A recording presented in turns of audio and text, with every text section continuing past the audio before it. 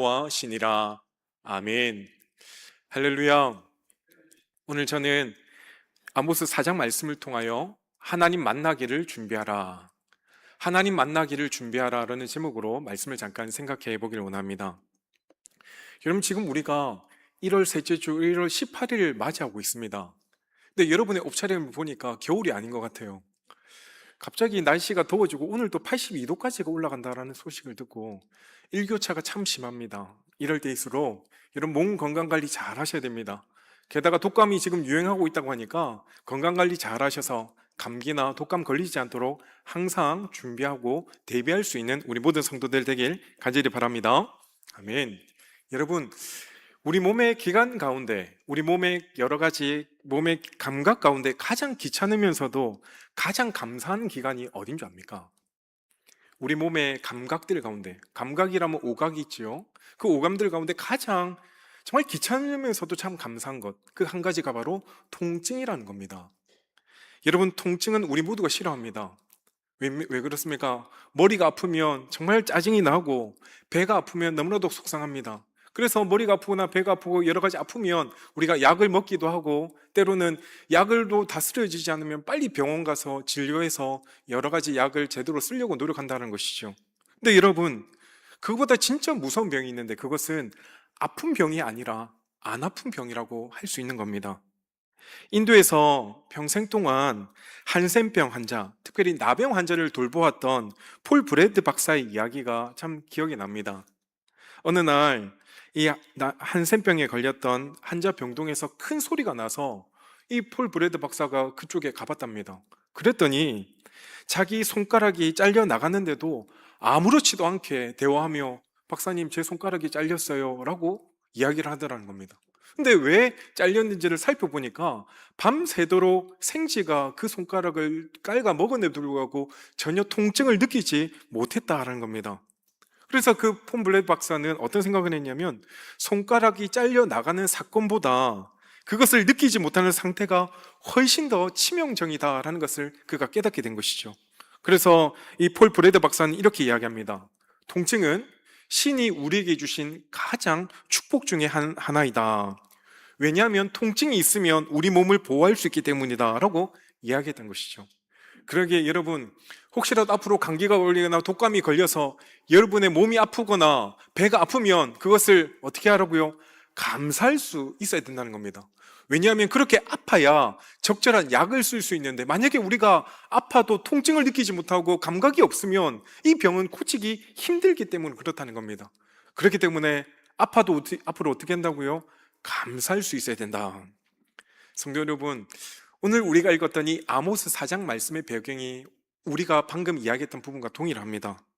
당시 북이스라엘은 여로보암 2세가 다스릴 당시였는데, 지난주에도 이야기 드린 것처럼 이 여로보암 2세가 다스릴 때는 정말 경제적으로 그리고 정치적으로 굉장히 풍요한 시대를 그들이 살아가고 있었다는 겁니다.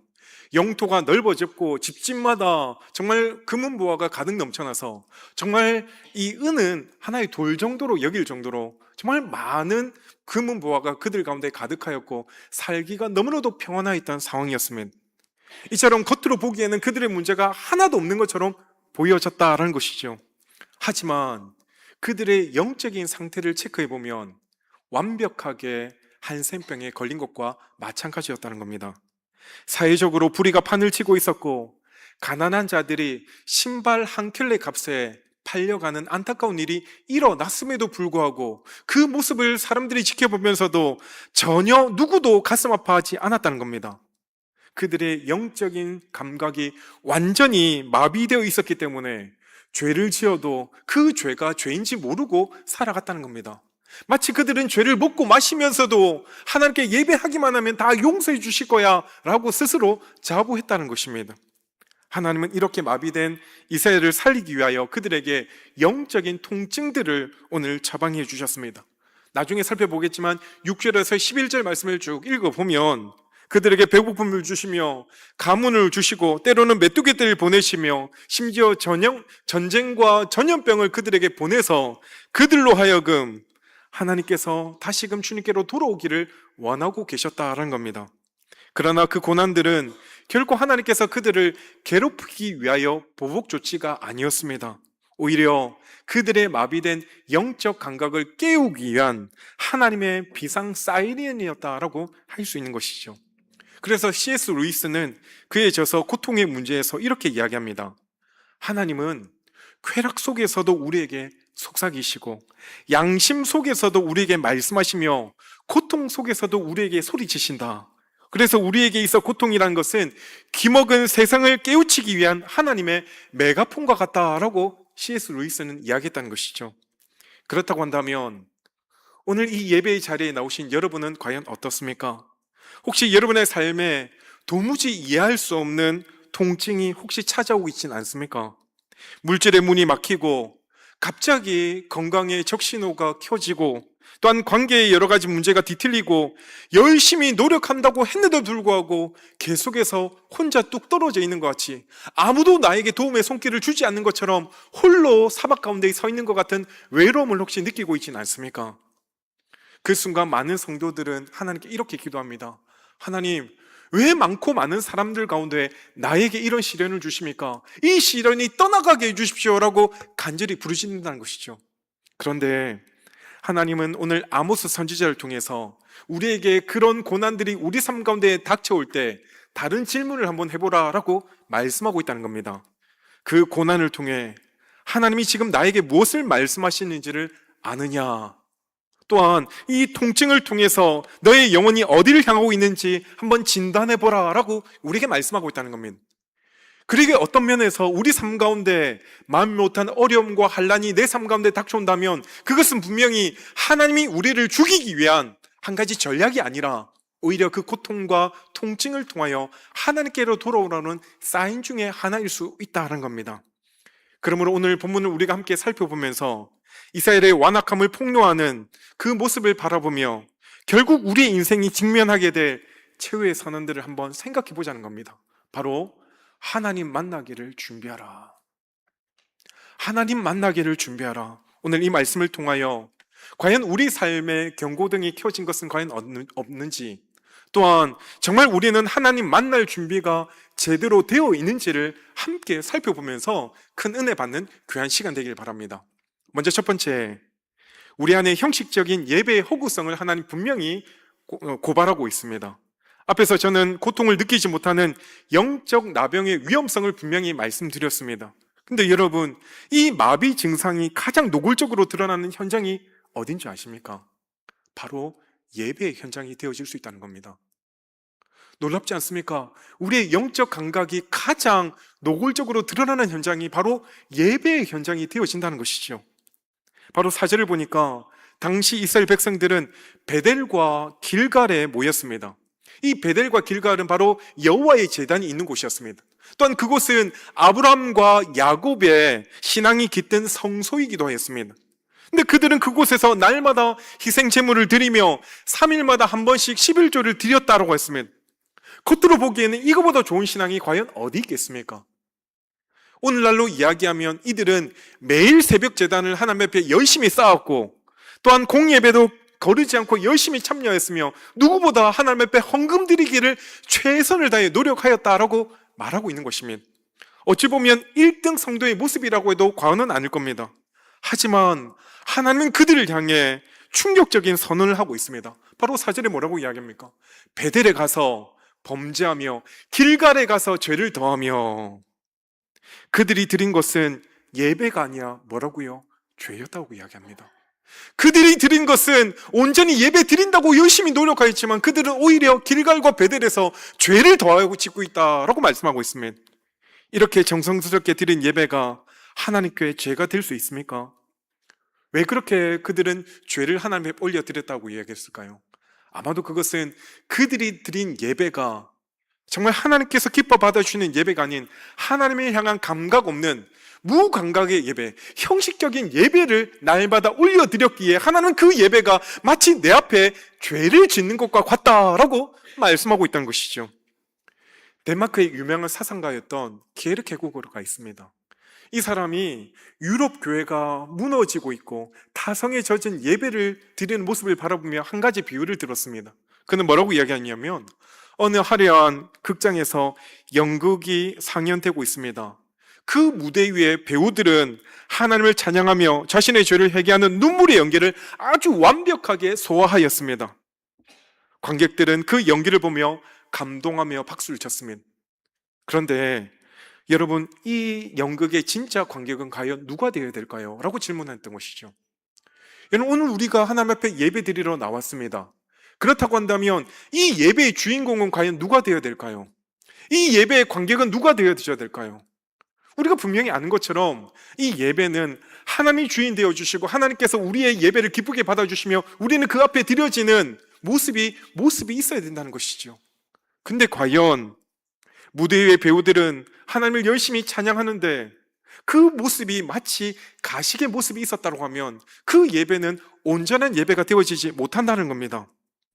마치 자신들이 관객이 되어 자기들의 종교적 감동에 취해 박수를 치면서 하나님은 마치 그 예배에 그냥 하나의 우리를 위한 소품처럼 취급해버리는 경우가 있다라는 것이죠.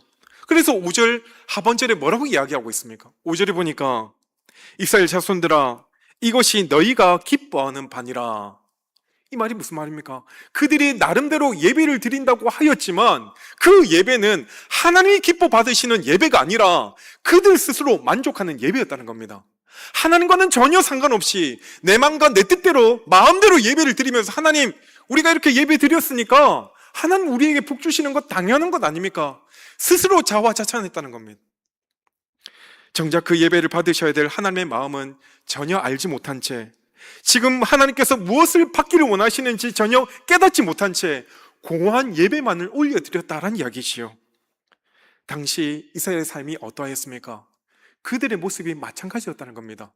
분명 그들은 하나님 앞에 나와 예배를 드렸지만 이 예배의 자리를 나가는 순간 지나가다가 가난한 자를 압제하였고 신발 한 켤레의 값을 받고 이웃을 팔아 넘기는데 서슴지 않았다는 겁니다.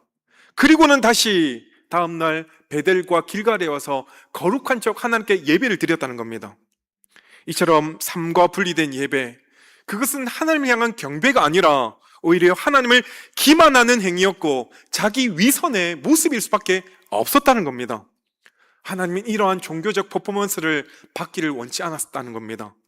우리의 예배가 얼마나 화려한가, 우리의 예배가 얼마나 완벽한가, 우리의 예배가 얼마나 많이 사람들이 모였는가를 하나님이 보시는 것이 결코 아니라는 것 사실입니다. 하나님이 원하시는 것은 100마리의 양의 희생 제사가 아니라 하나님 앞에 내 삶이 무너졌습니다. 내 마음이 주님을 떠나 있었습니다. 내 죄를 자복하며 통회하는 마음으로 주님 앞에 진실한 마음으로 예배하는 그 한 사람을 하나님은 이 시간도 찾기를 원하고 계시다는 겁니다. 그렇다면 사랑하는 성도 여러분, 오늘 우리가 드리는 이 예배는 과연 누구를 위한 예배가 되어져야 될까요? 혹시 오늘도 내가 예배 드리러 왔어, 그러니까 하나님은 한 주간 동안 내 삶을 보호해 주실 거야, 마치 이 예배 한 번이 나의 일주일의 삶을 모든 것을 다 커버하는 것처럼 스스로 자부하며 지금도 예배 드리고 있지는 않습니까?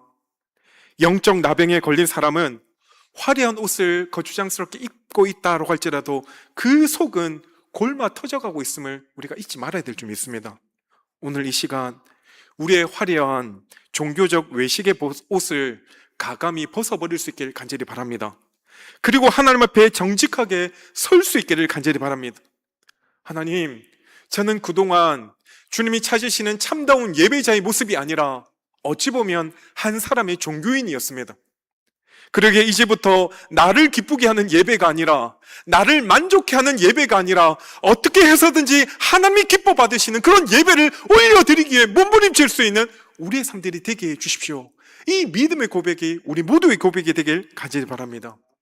하나님은 지금 수만 마리의 재물을 찾는 것이 아니라 하나님 한 분 때문에 아파하며 하나님 한 분 때문에 기뻐할 수 있는 참다운 예배자를 지금 이 시간 우리 모두에게 기대하고 있다는 겁니다. 간절히 바라기는 지금도 하나님이 찾으시는 그 한 사람, 그 한 예배자가 오늘 저와 여러분이 되어지기를 간절히 소망합니다. 둘째로, 돌아오기를 기다리시는 그 하나님의 신호가 어떤 것이 있습니까? 예배의 감각이 죽어버린 이스라엘을 향해 하나님은 너무나도 아프게 그리고 혹독한 방법으로 그들에게 지금 시련을 주고 계시다는 겁니다. 그들이 아무리 말로 해도 듣지 않으니까 그들의 삶을 흔들어 깨우는 영적인 여러 가지 시련들을 그들에게 주었다는 것이죠.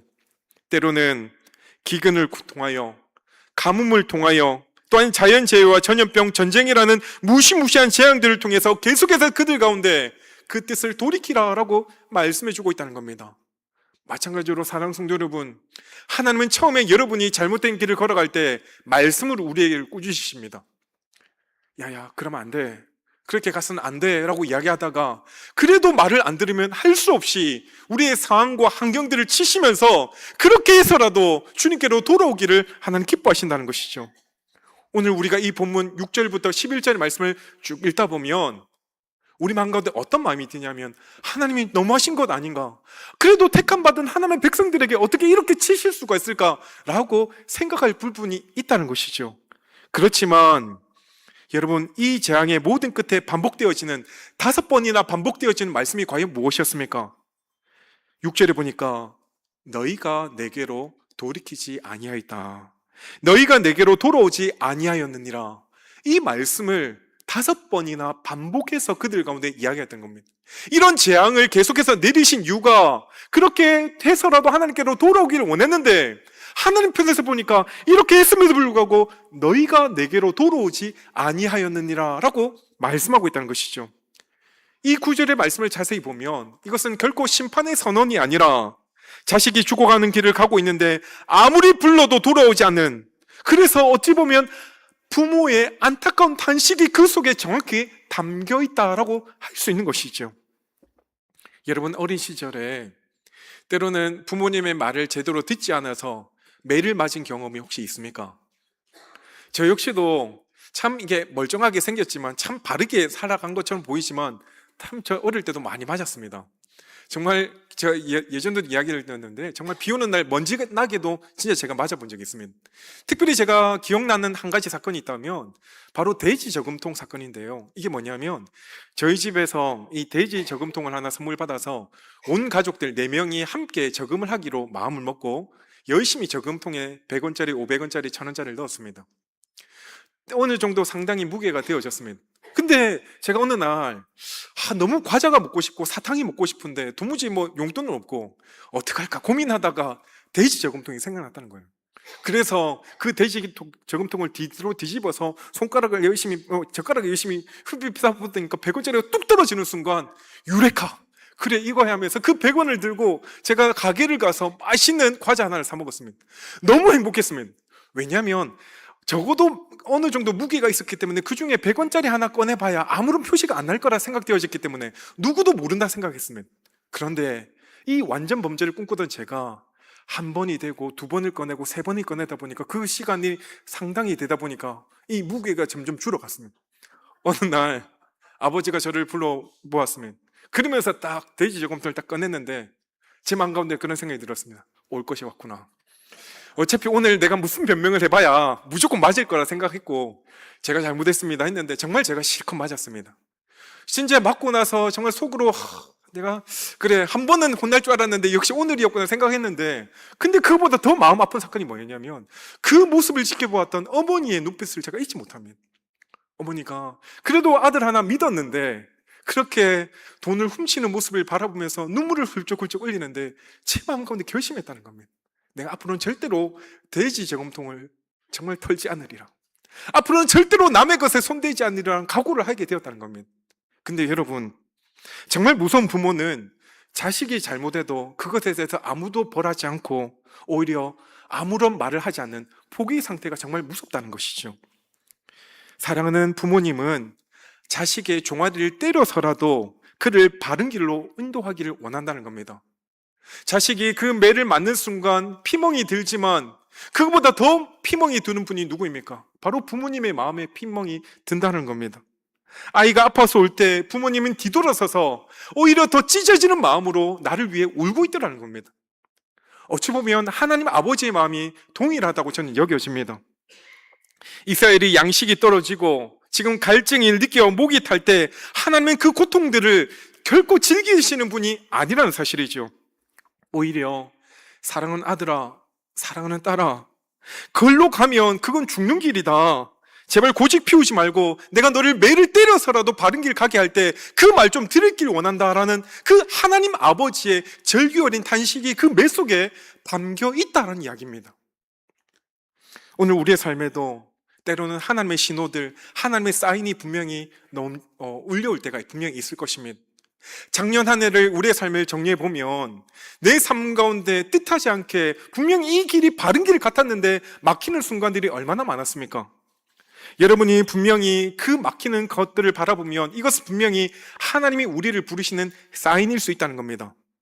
믿었던 사람에게 때로는 정말 배신을 당할 때, 내 마음 가운데 큰 아픔을 느꼈을 때, 건강했던 몸이 갑자기 이상이 생겨서 병원 침대에 누워 있을 때, 밤잠을 설치며 경제적인 압박에 숨이 턱턱 막히는 그 순간들이 어찌 보면 하나님께서 우리에게 징계를 내리시거나 우리에게 벌 주시기 위한 사인들이 아니라 오히려 그것을 통하여서 나로 하여금 하나님께로 돌아오게 한 하나의 신호였고 사인이었다는 겁니다. 근데 우리는 한순간 그런 일들을 겪을 때마다 뭐라고 이야기합니까? 하나님, 재수없게 내가 걸렸네요. 하나님, 기왕이면 나 말고 좀 다른 사람한테 겪게 하시. 내가 지금 이것이 없어서 저것이 없어서 나에게 이런 일들이 겪었습니다라고 원망하며 불평했던 순간들이 얼마나 많았냐는 것이죠. 그러나 오늘 말씀은 우리에게 분명히 이야기합니다. 그런 순간이 너에게 닥치면 영적인 눈을 뜨라는 겁니다. 그것은 결코 재앙이 아니라 너를 부르는 나의 음성이라는 겁니다. 하나님은 우리가 이 세상의 배부름 때문에 하나님을 잊는 것보다 차라리 세상에서 배고픔을 겪더라도 하나님을 찾기를 간절히 원하고 계시다라는 사실입니다. 왜냐하면 세상의 배부름은 잠깐이지만 하나님을 잃는 것은 영원한 죽음을 의미하기 때문에 그렇다는 것이죠. 그런데도 불구하고 오늘 이스라엘 백성들은 11절 말씀에 뭐라고 이야기합니까? 불붙은 가운데서 빼낸 나무 조각과 같이 철저히 하나님이 그렇게 돌아오라는 그 외침에도 불구하고 끝까지 돌아오기를 거부하였다는 겁니다. 사랑하는 성도 여러분, 하나님 분명히 한 번씩 우리 삶 가운데 삶을 뒤흔드는 여러 가지 사인들을 우리에게 주실 때 그 사인들을 여러분 결코 무시해서는 안 된다라는 겁니다. 가정 경제가 무너지고 믿었던 관계들이 한순간에 틀어지고 사업의 문제가 터지고 건강의 문제가 내 삶 가운데 찾아오게 되어질 때 하나님이 내 삶을 흔드는 것은 결코 나를 죽이기 위함이 아닌 한 가지 사인이었다는 사실입니다. 하나님은 결코 우리가 완전히 타버린 죄가 되기를 원하지 않으십니다. 불길 속에서도 여러분을 건져내기 위해 지금도 우리를 향해 소리치고 있다는 겁니다. 내게로 돌아오라. 더 늦기 전에 내게로 돌아오라 라고 우리에게 말씀해 주고 있는 것입니다. 그 간절한 부르심 속에 오늘 저와 여러분이 천부여 의지없어서 손들고 옵니다. 주 나를 외면하시면 나 어디 가겠습니까? 주님, 내가 다시금 주님의 품으로 돌아가겠습니다.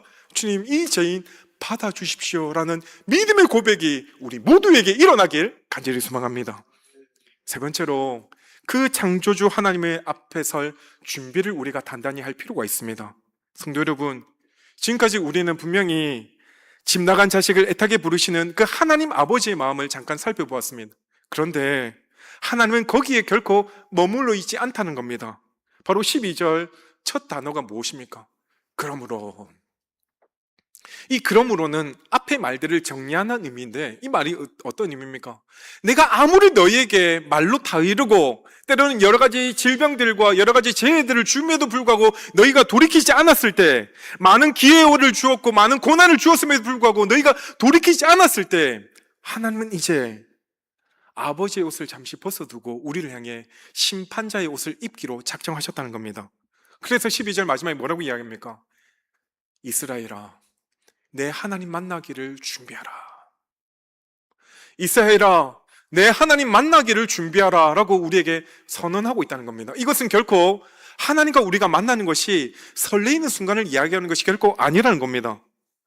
저와 여러분 모두가 피할 수 있는 한 가지, 언젠가 한번 마주해야 될 그 순간이 언제입니까? 바로 신 앞에 단독자로 설 순간이 있다는 겁니다.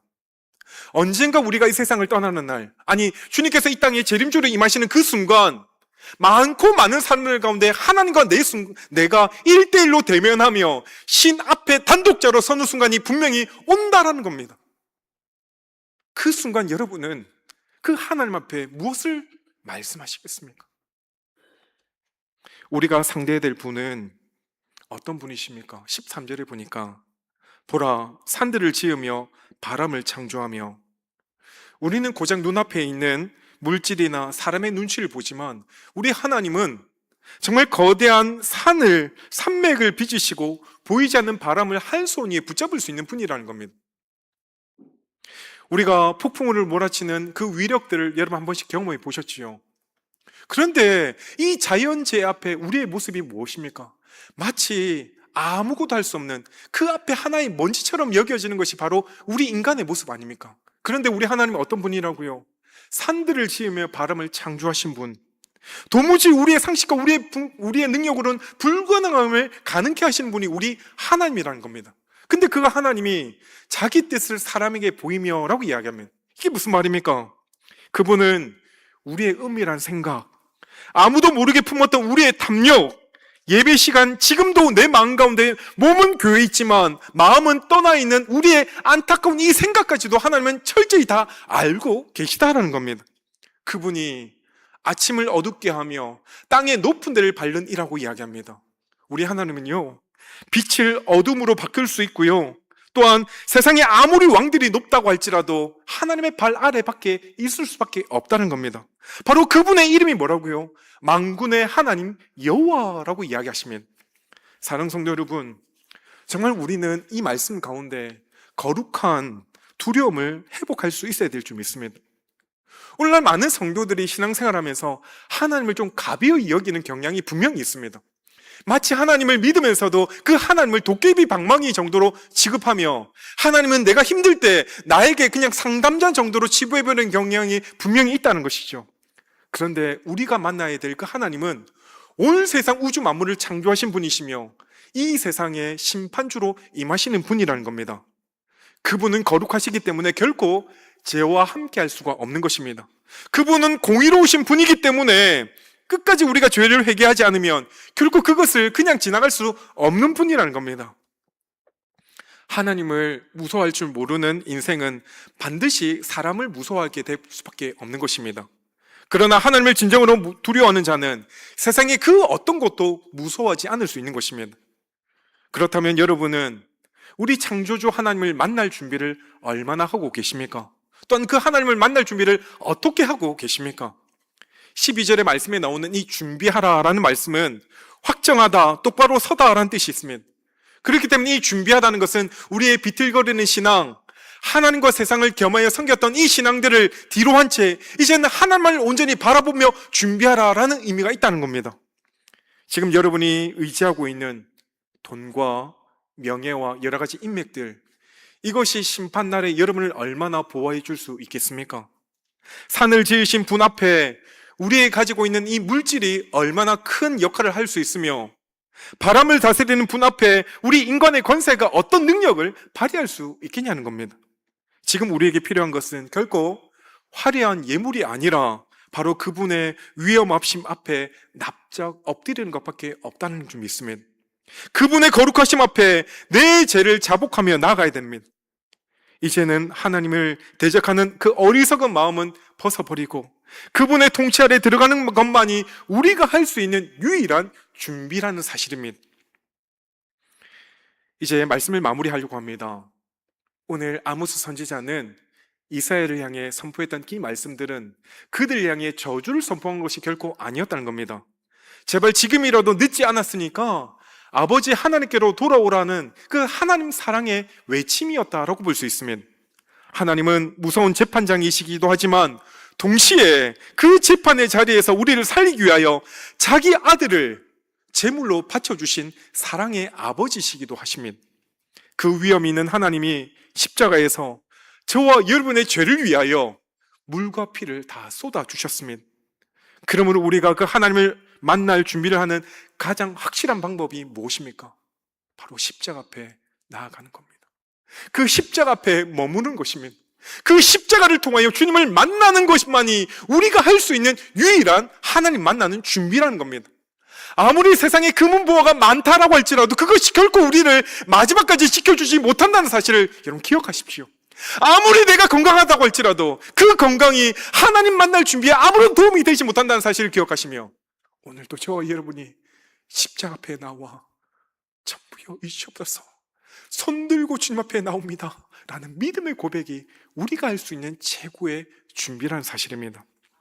사랑하는 성도 여러분, 인생이 더 깊어지기 전에, 더 늦기 전에 주님 앞으로 돌아오십시오. 양심의 가책이 느껴질 때, 삶의 고난이 당신의 옷자락을 붙들게 되어질 때, 그것이 귀찮은 통증 정도로 여기는 것이 아니라 하나님께서 마지막으로 나를 부르시고 계시구나 하는 것을 깨달을 수 있는 우리 모두가 되어지기를 간절히 바랍니다. 다음에요, 조금만 더 있다가요 라고 할 수 있는 우리의 상황은 아닙니다. 우리가 하나님을 만날 수 있다는 것은 우리가 선택 상황이 아니라는 겁니다. 오늘 저녁에라도 하나님이 여러분을 부르시면 모든 것을 내려놓고 갈 수밖에 없는 존재가 바로 우리 인생이라는 사실입니다. 그러므로 오늘 이 시간 우리 안에 있는 형식적인 이 종교적인 모습들을 다 깨어 부수십시다. 그리고 우리 안에 있는 영적인 무감각들을 예수의 보혈로 깨끗이 씻어주시길 간절히 바랍니다.